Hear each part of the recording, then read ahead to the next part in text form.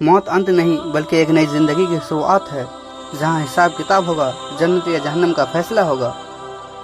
हर जान को मौत का मजा चखना है और तुमको तुम्हारे अमाल का पूरा बदला क़यामत के दिन मिलेगा।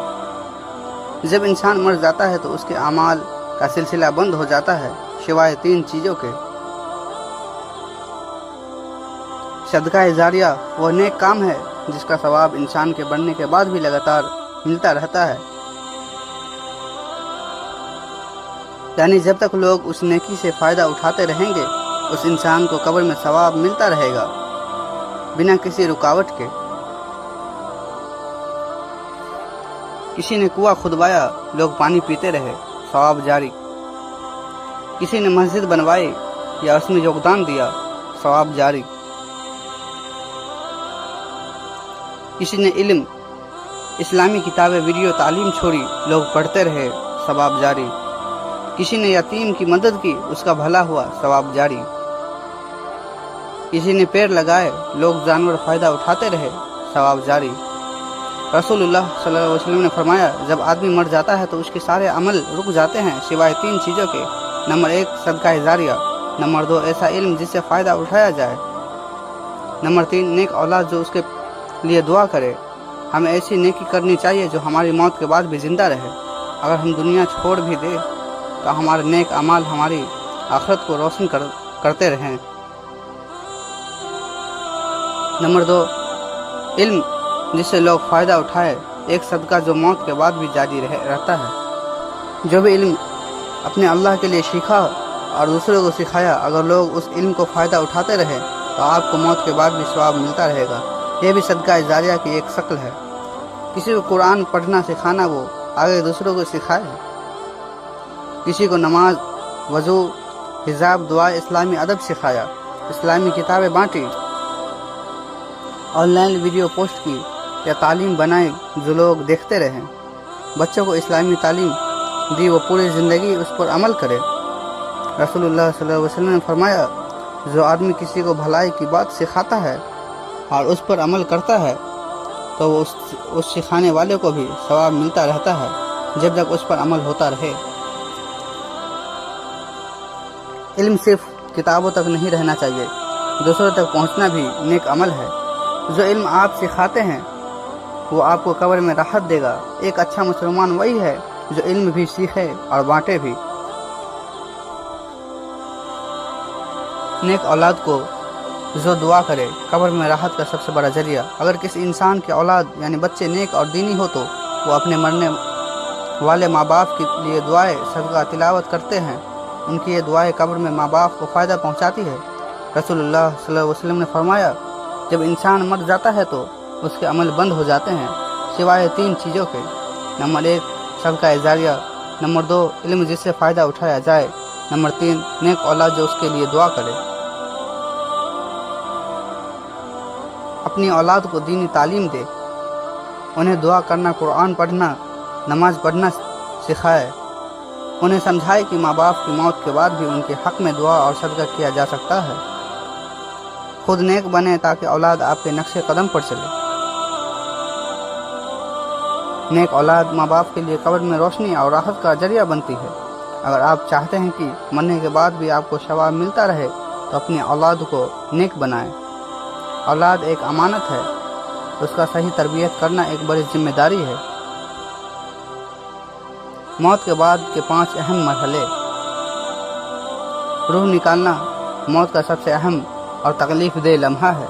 मौत का समय हर इंसान के लिए बहुत नाजुक और दर्दनाक होता है, लेकिन ये दर्द हर किसी के लिए एक जैसा नहीं होता। मुसलमान और नेक इंसान की रूह आराम से निकलती है, जबकि गुनहगार और काफिर की रूह तकलीफ और खौफ के दर्दनाक से निकलती है। काश तुम उस वक्त को देखते जब जालिमों को रूह निकल रही हो और फरिश्ते उसके सामने हाथ फैलाए कहते हैं, निकालो अपनी जानें, आज तुमको जिल्लत का अज़ाब मिलेगा।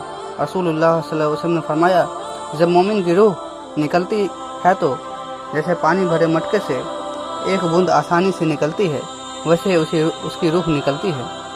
और जब गुनहगार की रूह निकलती है तो जैसे कांटेदार लोहे को गीले ऊन से खींचा जाए, बहुत दर्द और तकलीफ होती है। मौत का लम्हा बहुत अहम और आखिरी इम्तिहान। جو انسان ایمان، نماز اور توبہ کے ساتھ زندگی گزارتا ہے اس کے لیے موت رحمت بن جاتی ہے، اور جو گناہوں میں ڈوبا رہتا ہے اس کے لیے موت ہی عذاب کی شروعات بن جاتی ہے۔ قبر کا دور سب سے پہلا امتحان موت کے بعد۔ جیسے ہی انسان کو دفن کیا جاتا ہے، 2 فرشتے منکر اور نکیر قبر میں آتے ہیں اور 3 اہم سوال کرتے ہیں۔ 3 سوال۔ نمبر 1، من ربو کا، تیرا رب کون ہے؟ صحیح جواب، ربی اللہ، میرا رب اللہ ہے۔ نمبر 2، ما دینو کا، تیرا دین کیا ہے؟ صحیح جواب، دین الاسلام، میرا دین اسلام ہے۔ نمبر 3، من نبیو، تیرا نبی کون ہے؟ صحیح جواب، نبی محمد صلی اللہ علیہ وسلم، میرے نبی محمد صلی اللہ علیہ وسلم ہے۔ اگر انسان ایمان اور یقین کے ساتھ جیا تو اسے جواب دینا آسان ہوگا۔ قبر اس کے لیے جنت کا باغیچہ بن جائے گی۔ فرشتے کہیں گے سو جاؤ جیسے دلہا سوتا ہے۔ اگر جواب نہیں دیا، جو دنیا میں لاپرواہ رہا، نماز نہیں پڑھی، دین کو نہیں اپنایا، وہ ہکلائے گا، کہے گا ہاں ہاں لا ادری، مجھے نہیں معلوم۔ اس کے لیے قبر جہنم کے گڈھے میں بدل جائے گی۔ اندھیرا، تنگی اور عذاب شروع ہو جائے گا۔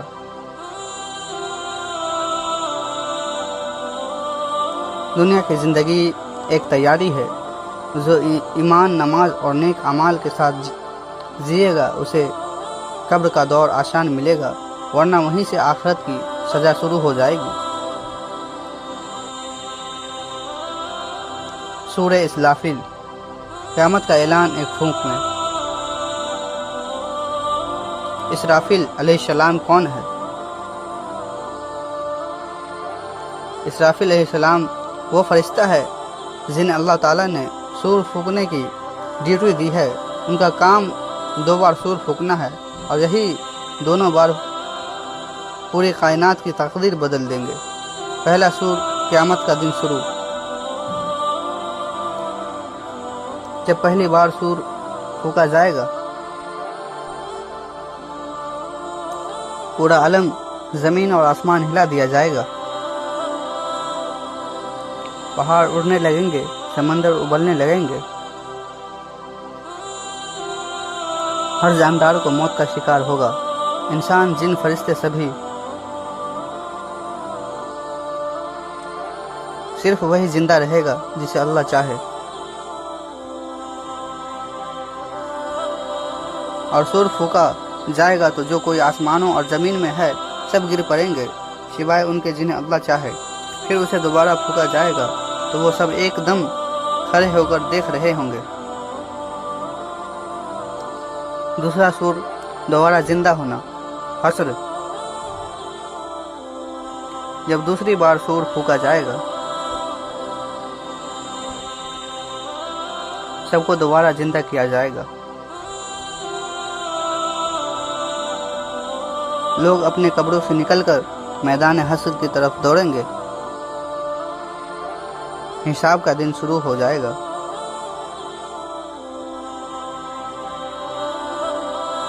اس دن کی دہشت اتنی بڑی ہوگی کہ ماں اپنے بچوں کو بھول جائے گی۔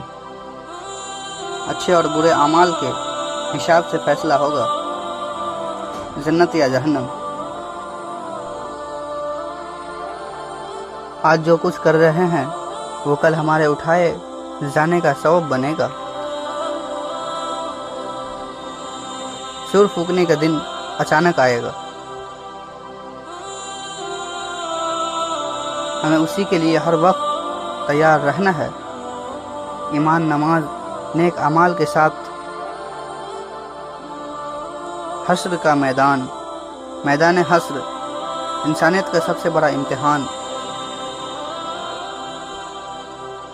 حشر کا مطلب ہے اکٹھا کرنا۔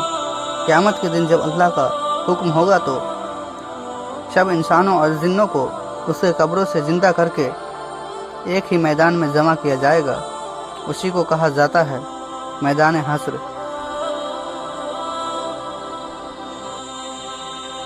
حشر، ہر شخص ننگے پاؤں، ننگے بدن، بنا حاشیے کے کھڑا ہوگا۔ سورج بہت قریب ہوگا، پسینہ لوگوں کو ڈبو دے گا۔ ہر کوئی اپنے اعمال کی چنتا میں ڈوبا ہوگا۔ یہاں تک کہ ماں بھی اپنے بچوں کو بھول جائے گی۔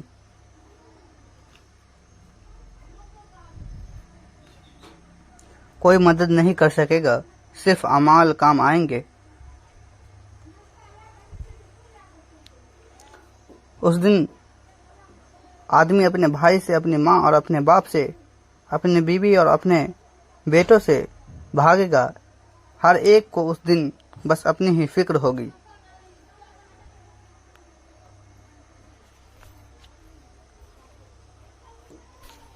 دائیں ہاتھ میں کتاب ملنا کامیابی کی نشانی ہے۔ ایسے لوگ جنت کی طرف خوشی خوشی جائیں گے۔ بائیں ہاتھ یا پیٹھ پیچھے سے ملنا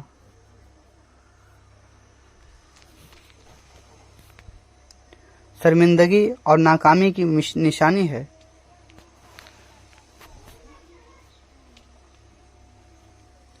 ایسے لوگ جہنم کی طرف کھینچے جائیں گے۔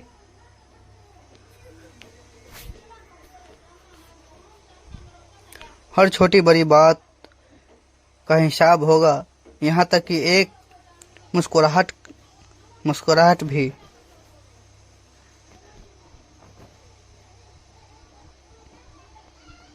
زبان نہیں، ہاتھ پاؤں گواہی دیں گے۔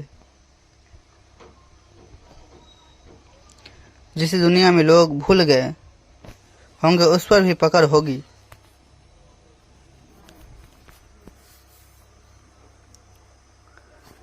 آج کا ہر عمل کل اس میدان کے سامنے آئے گا۔ آج توبہ اور نیک اعمال سے اپنی کتاب دائیں ہاتھ میں دلواؤ۔ وہ دن بہت مشکل ہوگا، صرف ایمان والے نجات پائیں گے۔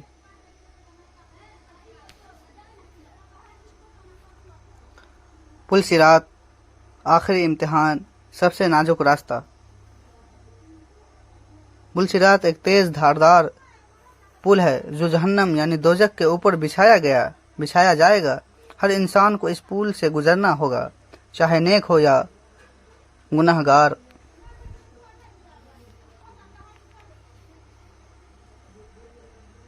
پل صراط بال سے زیادہ باریک اور تلوار سے زیادہ تیز ہوگا۔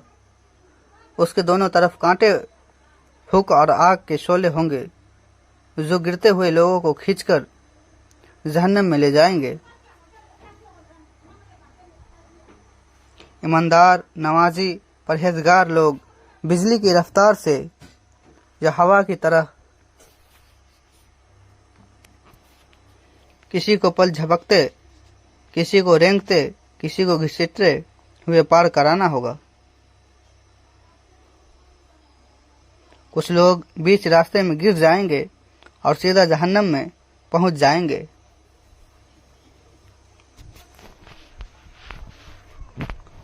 تم میں سے ہر ایک کو جہنم کے کنارے سے گزرنا ہے، یہ اللہ کا اٹل فیصلہ ہے۔ پھر ہم پرہیزگاروں کو بچا دیں گے اور ظالموں کو وہی چھوڑ دیں گے۔ پل صراط پر چلنے والوں کو ان کے ایمان کے مطابق روشنی دی جائے گی۔ کسی کی روشنی بڑی ہوگی، کسی کی بس قدموں کے نیچے۔ منافقوں کی روشنی بجھا دی جائے گی اور وہ گر پڑیں گے۔ یہ راستہ ہر حال میں طے کرنا ہی ہے، کوئی وکلپ نہیں۔ آج کے اچھے کام، قلب کی صفائی اور نمازوں کی پابندی ہی اس دن کام آئے گی۔ جو بچ گیا وہی جنت تک پہنچے گا۔ اب جو وقت ہے وہی عمل کا موقع ہے۔ موت کے بعد صرف حساب ہوگا، عمل نہیں۔ اس لیے آج ہی توبہ کرے، نماز قائم کرے اور نیک اعمال جمع کرے۔ تو ناظرین، ملتے ہیں کل اگلی ویڈیو کے ساتھ، تب تک کے لیے السلام علیکم ورحمۃ اللہ وبرکاتہ۔ خدا حافظ۔